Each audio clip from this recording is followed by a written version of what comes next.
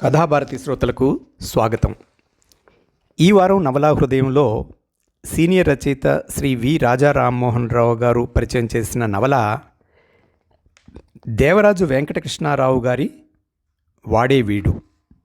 ముందుగా దేవరాజు వెంకటకృష్ణారావు గారి గురించి కొన్ని వివరాలు. దేవరాజు వెంకటకృష్ణారావు 23 సెప్టెంబర్ 1886 మృత్యుంజయ నగరం, విజయనగరం జిల్లాలో జన్మించారు. బహుగ్రంథకర్త, స్వాతంత్ర సమరయోధులు. బరంపురంలో ఆంధ్ర భాషాభివృద్ధిని సమాజం వేగుచుక్క గ్రంథమాలను స్థాపించారు. తెలుగులో తొలి అపరాధక నవలా రచయిత. విశాలాంధ్ర వాణి అనే త్రిభాషా వారపత్రికను నడిపారు. కాలురాయి అనే మరో అపరాధ పరిశోధక డిటెక్టివ్ నవలతో పాటు జానకీ పరిణయ గ్రంథం, శ్రీకృష్ణ రాయభారం వంటి ఇతర రచనలు కూడా చేశారు. 13 సెప్టెంబర్ 1966 మరణించారు. ఇక నవలా పరిచయంలోకి వెళదాం. వాడే వీడు, దేవరాజు వెంకటకృష్ణారావు. తెలుగు సాహిత్యంలో వాడే వీడు ప్రత్యేక నవల. వాడే వీడు తెలుగులో తొలి స్వతంత్ర అపరాధ పరిశోధన నవల. అసంఖ్యాకంగా ఎందరో సాహిత్యం వైపు మళ్ళటానికి, పఠనాసక్తి బాగా పెరగటానికి ఎంతగానో కారణమైన డిటెక్టివ్ సాహిత్యానికి నాంది ఈ వాడేవీడు నవల. ఈ నవల రచయిత దేవరాజు వెంకటకృష్ణారావు గారు. వాడేవీడు అన్న ఈ పదబంధం ఉత్తరోత్తర ఎందరి సంభాషణల్లోనో ఓ పలుకుబడిగా, ఓ సరసోక్తిగా మారి స్థిరపడిపోయింది. ఈ నవల వెలువడి ఇప్పటికీ 103 ఏళ్ళు అయింది. తొలి ముద్రణ 1912లో జరిగింది. 100 ఏళ్ళు నిండిన నవల ఇది. ఆ రోజుల్లో ఈ నవలని విపరీతంగా చదివారు. వెర్రెత్తినట్టు నవలలోని సస్పెన్స్ తోటి ఊగిపోయారు. అది ఒక కొత్త రుచి వాళ్ళకి. అది ఓ కొత్త రచనా పోకడ. ఒక్కసారి నవల చదవటం ఆరంభిస్తే పూర్తయ్యే వరకు మరే పని తోచనివ్వని ఉత్కంఠ సాధారణ పాఠకులే కాదు, ఉత్తరోత్తర మేధావులనిపించుకున్న ఎందరో ఈ పఠనా ప్రవాహంలో కొట్టుకుపోయారు. అంతటి శక్తిమంతమై అపరాధ పరిశోధన నవలా సాహిత్యానికి ఆద్యుడు కీర్తిశేషులు దేవరాజు వెంకటకృష్ణారావు గారు. అపరాధ బీజం ప్రతి మనిషిలోనూ ఉండటం వల్లనేమో ఇటువంటి సాహిత్యం పట్ల విడమర్చి చెప్పుకోలేని ఆకర్షణ. హింసలో, హత్యల్లో ఏదో పట్టి లాగే గుణం. మనం సాధారణంగా చెయ్యలేని పనుల విషయంలో ఓ రకం ఆసక్తి. ఏది ఏమైనా అపరాధ సాహిత్యం, శృంగార సాహిత్యం అంత గట్టిగానూ పాఠకుల్ని ఆకర్షించింది. వెతికి వాటిని సంపాదించి చదివేలా చేసింది. మహాకవి శ్రీశ్రీ తెలుగు స్వతంత్ర 1948 నవంబర్ 5 సంచికలో ఇలా రాశారు. వేగుచుక్క గ్రంథమాల వాళ్ళు ప్రచురించిన దేవరాజు వెంకటకృష్ణారావు గారి నవల వాడే వీడు ప్రతులు ఇప్పుడు దొరుకుతాయో లేదో కానీ, ఇప్పుడు ఆ గ్రంథాన్ని మళ్ళీ చదివితే దాని ద్వారా అనేక రహస్యాపరాధాల్ని పరిశోధించగలనని నిస్సంకోచంగా చెప్పగలను. వాడేవీడు నవలలో వివరించిన పరిశోధన తీరు, కార్యకారణ విచక్షణ పటిష్టమైనవి. ఆ నవలలోని డిటెక్టివ్ అరీందంకి తట్టిన ఊహలు, ఆలోచనలు అతనితో కూడా చాలా సంఘటనలలో పక్కనే ఉన్న పోలీస్ ఇన్స్పెక్టర్ యోగీంద్రనాథ్కి మచ్చుకేనా తట్టవు. పైగా అదంతా అరీందం ప్రతిభగానే అనిపిస్తుంది. అలా అనిపించేటట్టు చేసిన గొప్పతనం, ప్రతిభ వెంకటకృష్ణారావు గారిదే. వాడేవీడు నవల ఎన్నిసార్లు చదివానో లెక్కలేదని శ్రీశ్రీ సభాముఖంగా చెప్పారంటేనే ఈ నవల వైశిష్ట్యాన్ని అర్థం చేసుకోవచ్చు. వాడేవీడితో పాటు 1918లోనే నేనే, 1925లో కాలురాయి అని మరి 2 అపరాధ పరిశోధన నవలలు కృష్ణారావు గారు రాశారు. ఈ 3 నవలలకి పాఠకులు విపరీతంగా ఆకర్షితులైన మూడింటిలో వాడేవీడు ప్రశస్తి ఎక్కువ. వాడేవీడు నవల ఎత్తుగడ, ఒకదాని వెనుక మరొకటి ఉత్కంఠభరిత సంఘటనలు, చిత్ర విచిత్రమైన పాత్రలు, ముందు ముందు ఏం జరుగుతుందోనన్న ఆసక్తి ఈ నవలని వదలకుండా చదివిస్తాయి. ఈ నవలలో కథని చూద్దాం. ఇందులో ప్రధాన పాత్రలు రెండు. ఒకటి అరీందం డిటెక్టివ్, ఓ రకంగా ఇతడే కథానాయకుడు. రెండో పాత్ర కేశవ్ చంద్. ఇతడు బిన్నౌత్ పూల్ సాహెబ్ అనే మారు పేర్లతో వ్యవహరించిన విలన్. Yogindranath police inspector. ఓ పెట్టెలో ఓ స్త్రీ శవం అతని పోలీస్ స్టేషన్కి చేరింది. దాంతోపాటు ఓ ఉత్తరం కూడా వచ్చింది. ఆ ఉత్తరంలో అప్పటికి తను 19 హత్యలు చేశానని, 20వ హత్యగా అరీందంని చంపుతానని ఉంది. ఉత్తరంలో సంతకం దగ్గర మీరెరిగిన మీ విరోధి అని ఉంది.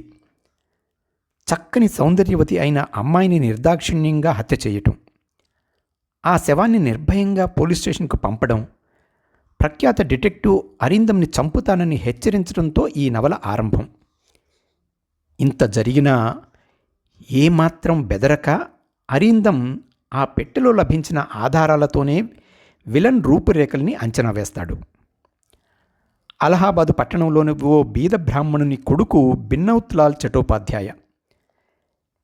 చిన్నతనంలోనే తల్లిదండ్రులు మరణించారు. ఒంటరిగా పెరిగాడు. నేరాలకి అలవాటు పడ్డాడు.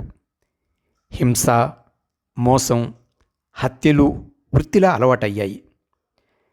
మంచి యవ్వనం, అందం, ఆస్తి ఉన్న మోహినిని లోబర్చుకున్నాడు.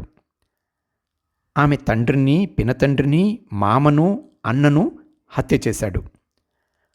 ఆమె ఆస్తిని కాజేసి చివరికి తన్ని తగలేశాడు. ఆ మోహినిది ఒకటే ధ్యేయం, ఎలాగైనా బిన్నౌత్లాల్ని చంపాలి.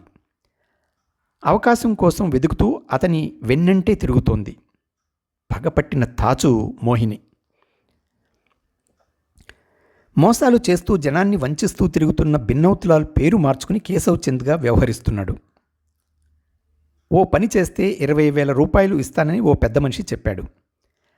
ఆ పని 2 అమ్మాయిల హత్య. ఆ ఇద్దరిలో ఒక అమ్మాయిని హత్య చేశాడు. అదే పెట్టెలోని శవం రోహిణిది. గుర్తుగా రోహిణి చెయ్యి నరికి ఆ పెద్ద మనిషికి గౌరీచంద్ ద్వారా పంపాడు.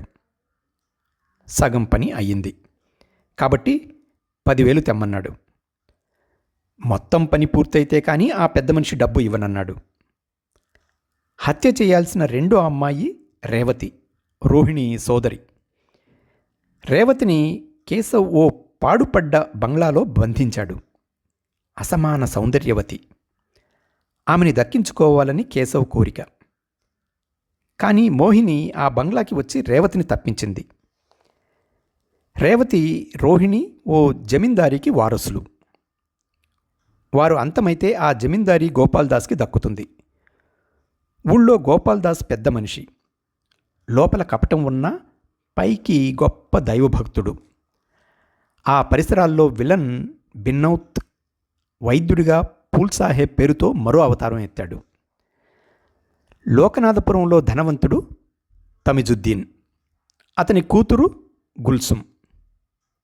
గుల్సుమ్ తల్లి గతించాక తమిజుద్దీన్ దగ్గరికి మోతీబీబీ చేరింది. ఆ మోతీబీబీ ఎవరో కాదు, పూల్ సాహెబ్ ప్రవేశపెట్టిన అతని ఉంపుడు కత్తే జుమాలియా. వైద్యుడిగా ఆ ఇంట తిరుగుతూ తమిజుద్దీన్కి మోతీబీబీ సాయంతో మందుల రూపంలో స్లో పాయిజన్ ఇస్తూ వచ్చాడు విలన్. చివరకు తమిజుద్దీన్ మరణించాడు. గుల్సుమ్ని ప్రేమించిన యువకుడు సిరాజీహీనుని అంతకు ముందే వేరే చోట విలన్ బంధించాడు. గుల్సుమ్ అడ్డు తొలగితే ఆ ఆస్తి అంతా ఇక వీరిదే. ఇలా ఈ నవల సాగిన కొద్దీ కొత్త కొత్త పాత్రలు ప్రవేశిస్తాయి. అర్ధరాత్రి, భయంకరమైన గాలివాన, అడవిలో పాడుపడ్డ భవంతులు, గంగానది వరద, అడవుల మధ్య మేడలు, పెద్ద పెద్ద జైళ్ళు, ఒకరి వెంట మరొకరి అన్వేషణ. ఇలా నవల ఉత్కంఠతో సాగుతూనే ఉంటుంది. స్థలాలు మారుతూ ఓ దృశ్యం నుంచి అనూహ్యంగా మరో కొత్త దృశ్యంలోకి గెంతుతూ కథాకథనం చిత్ర విచిత్రంగా సాగుతుంది. ఓ ధారగా, ఓ ప్రవాహంలా కథని నడపలేదు కృష్ణారావు గారు. ఇక్కడొక దృశ్యం, అక్కడొక దృశ్యంగా ఉత్కంఠని పెంచుతూ నడిపించారు. అతి దుర్మార్గుడు, అవలీలగా హత్యలు చేయగలిగిన వాడు, ఎటువంటి వారినైనా మోసపుచ్చగలిగిన నేర్పరి అయిన విలన్ని డిటెక్టివ్ అరీందం అద్భుతమైన నేర్పు ప్రతిభలతో బంధించటం, ఆ విలన్ అదను చిక్కించుకుని పారిపోవటం ఈ నవలలో 2-3 సార్లు జరిగింది. విలన్ చిక్కినప్పుడు ఆహా అని, పారిపోయినప్పుడు అయ్యో అని పాఠకులు పైకే అనేసేంత ఉత్కంఠ. డిటెక్టివ్, విలన్లు ఒకరి మీద ఒకరి గెలుపులతో సాగి చివరికి అరీందం తన మేధోబలంతో, విద్యుత్ యంత్రాల శక్తితో విలన్ కేశవ్ని, అతని 20 మంది సహచరులని బంధించి పోలీసులకి అప్పగిస్తాడు. రేవతి, గుల్సుంలని రక్షిస్తాడు. రేవతి, రోహిణీల పినతండ్రి గోపాల్దాస్ కుత్సితాన్ని బయటపెట్టి అతన్ని అరెస్ట్ చేయించాడు. ప్రేమించుకున్న గుల్సుం, సిరాజీహీన్, రేవతి మిత్రాల వివాహం జరిగి నవల శుభంగా ముగుస్తుంది. 1960-70 దశకాల్లో డిటెక్టివ్ సాహిత్యం తెలుగుదేశాన్ని ఓ ఊపు ఊపింది. మారుమూల పల్లెల్లో కూడా డిటెక్టివ్ పాకెట్ బుక్స్ విరివిగా కనిపించేవి. పెద్దగా పెట్టుబడి, చదువు లేకుండానే ఈ వ్యాపారంలో ఎందరో లక్షలు సంపాదించారు. మద్రాసు కేంద్రంగా ఎందరో పబ్లిషర్లు నెలకి 3-4 పుస్తకాల్ని ప్రచురించి పెద్ద ఎత్తున వ్యాపారం చేశారు. టెంపోరావు, కొమ్మూరి సాంబశివరావు, విశ్వప్రసాద్, విజయబాపినీడు, భయంకర్, డాక్టర్, గిరిజాశ్రీ భగవాన్, కృష్ణమోహన్, ఇలా ఎందరో ప్రసిద్ధ రచయితలు. ఎంవిఎస్ భగవాన్, భానుదయ ఇలాంటివి ప్రముఖ ప్రచురణ సంస్థలు. ఇంతగా తెలుగు పాఠకలోకాన్ని ఆకర్షించిన ఈ డిటెక్టివ్ సాహిత్యంలో ఉండే ముడిసరుకు స్థూలంగా ఒకటే: స్త్రీ, ధన కాంక్షలు. వాటి ఆధారంగా ఓ నేరం, ఓ విలన్, ఆ విలన్ని ఛేదించే డిటెక్టివ్. కథలో మలుపులు, సస్పెన్స్. చదివిన విషయమే అయినా చాలా ఏళ్ళు పాఠకులు తిరిగి తిరిగి అదే చదివేవారు. ఈ ముడిసరికే వాడే వీడు నవలలో ఉన్నదీని. ప్రత్యేకత ఏమిటంటే, అందరికన్నా ముందు నిలిచి ఈ ప్రక్రియకి తెలుగులో ఆద్యులయ్యారు వెంకటకృష్ణారావు. తొలి అపరాధ పరిశోధన నవలైంది వాడే వీడు. వాడే వీడు నవలలోని మరో ప్రత్యేకత అందులోని స్త్రీ పాత్రలు. మగవాళ్ళకేమీ తక్కువ కానట్లు మోహిని, మోతీబీబీ, గుల్సుం, రేవతి, రోహిణి. ఈ పాత్రల్లో ఎంత ముగ్ధత్వం ఉందో అంత రోషం, భీకరత్వం కూడా ఉన్నాయి. 52 గదుల భవనం, అందులో కీలు యంత్రాలు, గుప్త ద్వారాలు, స్లో పాయిజన్స్, కాల్చే చుట్టలో విషం, మీద పడితే శరీరం కాలిపోయే పిక్నిక్ ఆమ్లం, దానికి విరుగుడు, ఇలాంటి అద్భుత కల్పనలు. 1912 నాటి కాలంలో అవి ఊహించి చూస్తే వాడే వీడు ఎంత ఆధునికమో అర్థమవుతుంది. వాడే వీడు అన్న శీర్షికని సమర్థించిన తీరు కూడా అద్భుతం. విలన్ కేశవచంద్ చిక్కుబడిపోయాడు. ఇంకేం చెయ్యలేక అక్కసుతో తను చేసిన నేరాలన్నీ తన నోటితో తనే చెప్పాడు. అలా చెబుతూ మోహినిని చేపట్టి పిమ్మట ఆమె బంధువులని ఒక్క రాత్రిలో చిత్రవద గావించిన వాడే వీడు. 90 పోలీసు ఉద్యోగులను సునాయాసంగా ఖూనీ చేసిన వాడే వీడు. రోహిణిని చంపి ప్రఖ్యాతిగాంచిన వాడే వీడు అని తన నేరాల లిస్టు అంతా చెప్పి అవన్నీ చేసిన వాడే వీడు అంటాడు. ఆ వాడే వీడు అన్న మాట ఆ తర్వాత ఓ ఊతపదంగా తెలుగులో ఓ ప్రయోగంగా మారిపోయింది. అద్భుతమైన రీజనింగ్, పరిశోధనా తీరు, చాకచక్యం ఈ నవలని ఇప్పటికీ ఉన్నత శ్రేణిలో నిలిపిన విశేషాలు. 1912 నాటి పాఠకుల ఆసక్తిని, ఉత్కంఠని, మైమరుపుని అంచనా వేసుకోవటానికి వాడే వీడు చదవాలి. ఆ కాలం నాటికి వ్యవహారిక భాష అనిపించేలా ఈ నవల సరళ గ్రాంధికంలో ఉండటం మరో విశేషం. ఈ నవలల్ని ప్రచురించిన వేగుచుక్క గ్రంథమాల ప్రచురణాలయం కృష్ణారావు గారు స్థాపించిందే. 100 ఏళ్ల క్రితం 100 ఏళ్ల తరువాతి సస్పెన్స్ స్థాయిని అందుకున్న ప్రతిభని రుచి చూడటానికి వాడే వీడు చదవాలి. అప్పటి భాష, భావన, ముద్రణ తెలుసుకోవటానికి వాడే వీడు ఆధారం. వాడే వీడు కేవలం ఓ నవల కాదు, చాలా రకాలుగా ఓ చరిత్ర. అదండి ఈ వారపు నవలా హృదయం శ్రీ వి రాజా రామ్మోహన్ రావు గారు పరిచయం చేసిన దేవరాజు వెంకటకృష్ణారావు గారి నవల వాడేవీడు. ఈ శీర్షిక మే 2015 చతుర మాసపత్రికలో ప్రచురింపబడినది. ఈ నవలా హృదయాన్ని ఆడియోగా చేయననుమతించిన రచయిత శ్రీ వి రాజా రామ్మోహన్ రావు గారికి కథాభారతి శ్రోతల తరపున కృతజ్ఞతలు తెలుపుకుంటూ సెలవు తీసుకుంటున్నాను. వచ్చే వారం మరో నవలా హృదయం కథాభారతి శ్రోతల కొరకు. అంతవరకు సెలవు. సర్వే జనా సుఖినో భవంతు.